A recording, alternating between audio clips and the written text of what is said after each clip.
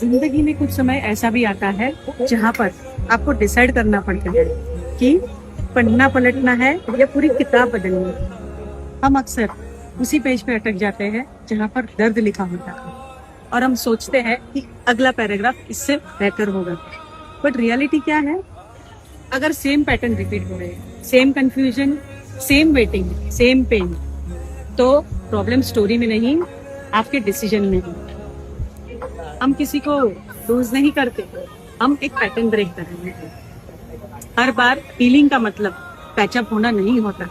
कभी कभी हीलिंग का मतलब होता है अपनी कहानी उनके बिना लिख दूं। तो आज आप डिसाइड कर लें कि आपको पन्ना पलटना है या पूरी किताब बदलनी है, क्योंकि जिंदगी किसी के लिए नहीं होती, सिर्फ डायरेक्शन चेंज करती है। अगर आप अपनी लाइफ को रीराइट करना चाहते हैं तो मुझे डीएम में न्यू चैप्टर जरूर लिख के भेजिए।